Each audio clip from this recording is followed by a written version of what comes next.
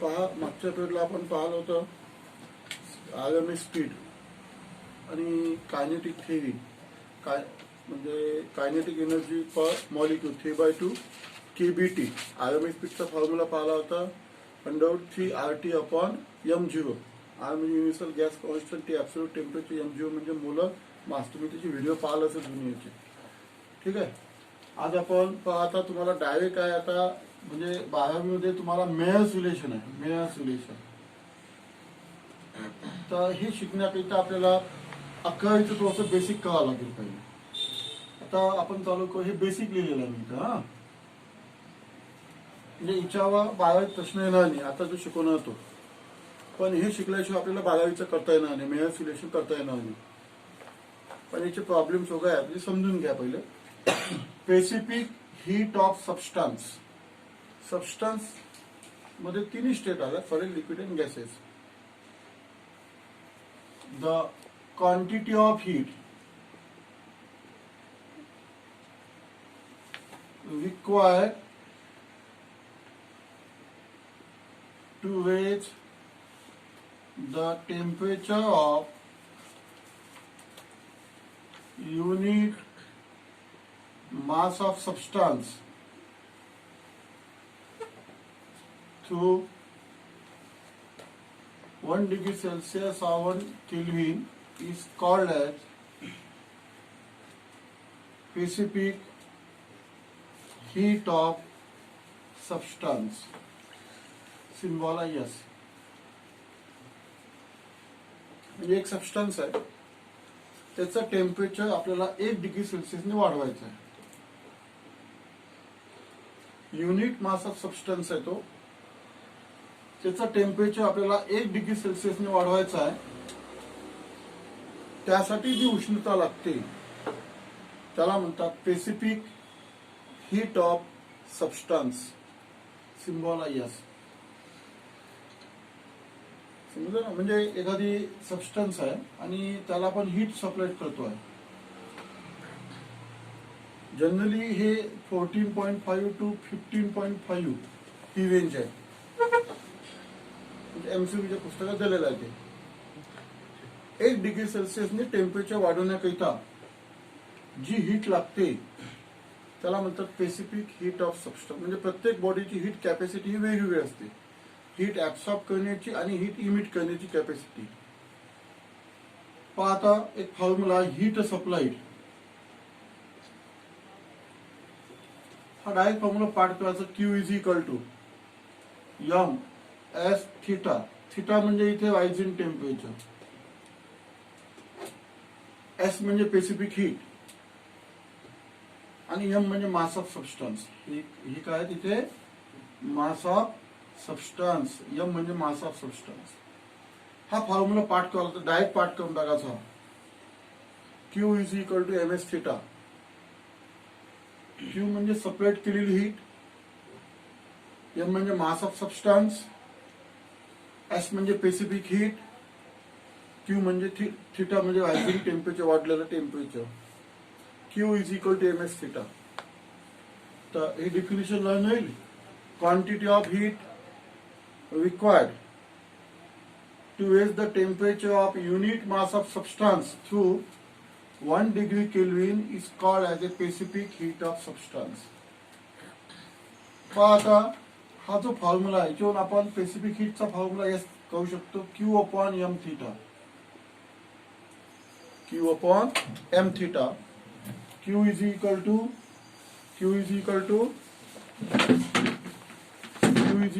ms theta.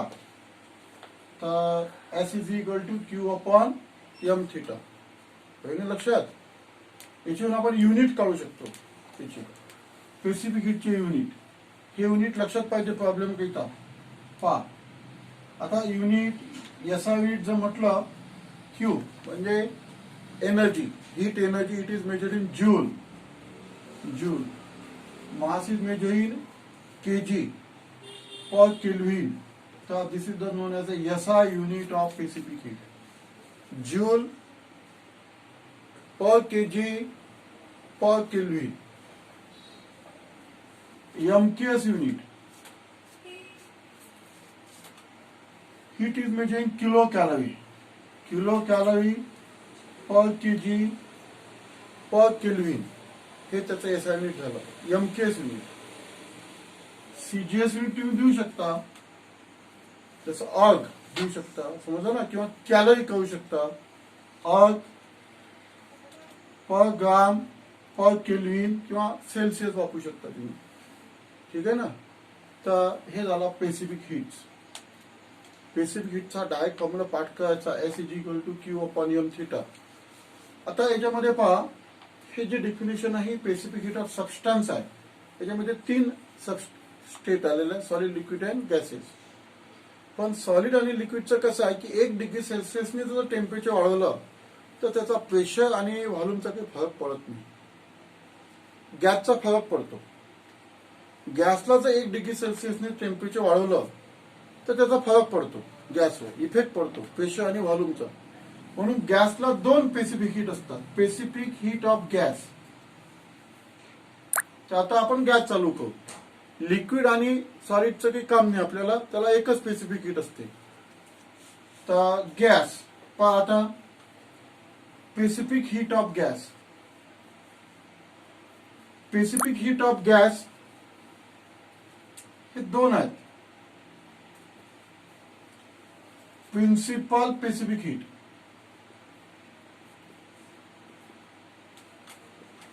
Principal specific heat of gas, molar specific heat of gas. इथे 2 आहेत. एक specific heat of gas at a constant pressure. गॅसला जर heat करायचं असेल तर एक तर प्रेशर कॉन्स्टंट ठेवतात.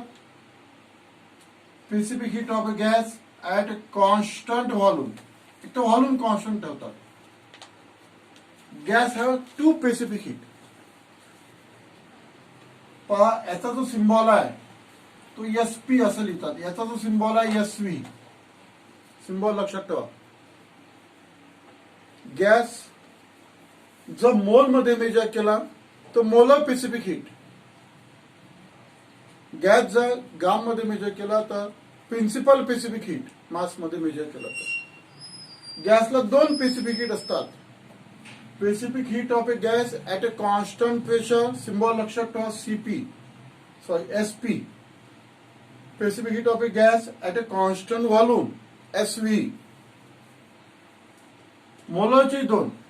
Molar specific heat of a gas at constant pressure, capital CP. Molar specific heat of a gas at constant volume, capital CV. हे लक्षात ठेवा. सिम्बॉल त्याचे त्या अकराच्या पुस्तकात आहे तुम्हाला. मी याची डेफिनेशन लिहून देतो एकाची, म्हणजे तुमच्या बाकीच्या डेफिनेशन करण्याचं काम नाही. आपण सॉलिड आणि लिक्विडचा विचार करतो नाही, कारण सॉलिड आणि लिक्विडला जर 1 डिग्री सेल्सिअसने टेम्परेचर वाढवलं तर त्याचा इफेक्ट पडत नाही प्रेशर आणि व्हॉल्यूमचा, पण गॅसचा पडतो. गॅसला हीट देत असताना एक तर प्रेशर कॉन्स्टंट ठेवतात, एक तर व्हॉल्यूम कॉन्स्टंट ठेवतात. त्याच्या आधारे गॅसला 2 स्पेसिफिक हीट असतात. There are 2 types of specific heat of gas: principal specific heat of gas, molar specific heat of gas. Principal चे 2. Specific heat of gas at a constant pressure, SP. Principal specific heat of a gas at a constant volume, SV. Gas जर mole मध्ये measure केला तर molar specific heat of a gas. Molar specific heat of a gas at a constant pressure, capital CP. हा symbol capital CP आहे, लक्षात ठेवा.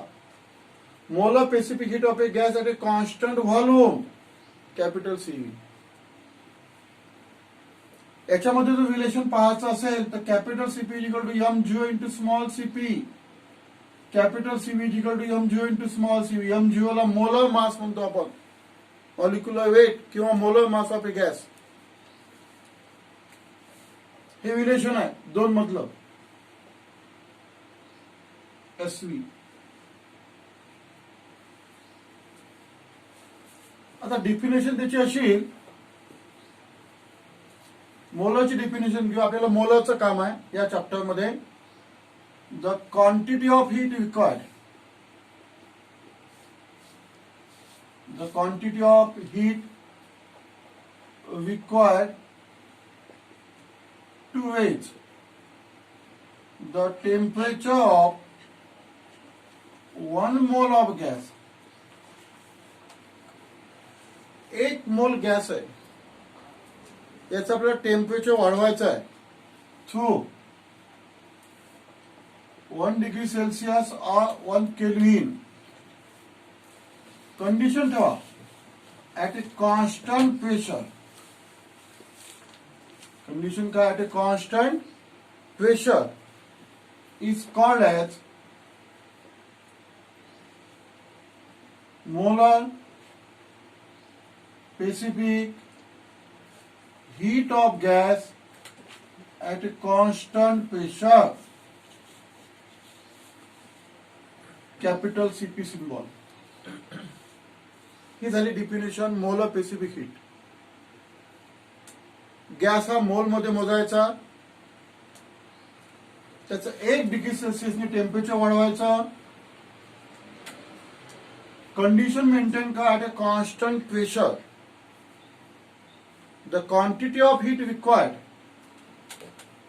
To raise the temperature of 1 mole of gas to 1 degree Celsius और 1 kelvin at a constant pressure is called as a molar specific heat of gas at a constant pressure. हा झालं CP ची definition. समजलं. आता जर आपल्याला CV चे कळायचे असेल ती कंडिशन बदलून द्यायची, बस झालं एवढंच.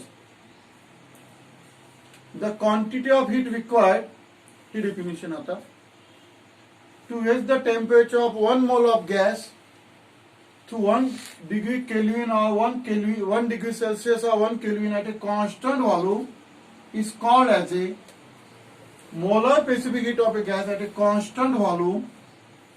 Symbol is CV, capital CV. तर अशा 2 मोलर स्पेसिफिक हीट असतात. गॅसला 2 स्पेसिफिक हीट असतात. गॅसला हीट देताना एक तर प्रेशर कॉन्स्टंट ठेवावं लागते, एक तर व्हॉल्यूम कॉन्स्टंट ठेवावं लागते. तर याला म्हणतात स्पेसिफिक हीट, सीपी आणि सीव्ही. तर आता यामध्ये आपण रिलेशन पाहू. सीपी आणि सीव्ही मधलं जे रिलेशन आहे याला मेयर्स रिलेशन म्हणतात. याला काय म्हणतात? Mayer's relation. तर यामध्ये जर विचार केला तर सीपी ग्रेटर दॅन सीव्ही असते. CP greater than CV. जास्त हीट या कंडिशन मध्ये द्यावं लागते, कमी हीट या कंडिशन मध्ये द्यावं लागते. आता त्याचं उत्तर तुम्हाला भेटेल मेयर्स रिलेशन मध्ये. तर सीपी ग्रेटर दॅन सीव्ही लक्षात ठेवा. तर एमसीक्यू आला तर कोणती म्हणजे आपल्याला कोणती स्पेसिफिक जास्त असते गॅसची, तर सीपी ग्रेटर दॅन सीव्ही असते. आणि ते तुम्हाला प्रिन्सिपल आणि मेयर्स मधले रिलेशन सांगितलेलं आहे. CP is equal to M0 into SP, CV is equal to M0 into SV. समजलं ना, प्रिन्सिपल स्पेसिफिक हीट. आणि युनिट सांगितलेलं आहे त्याचे.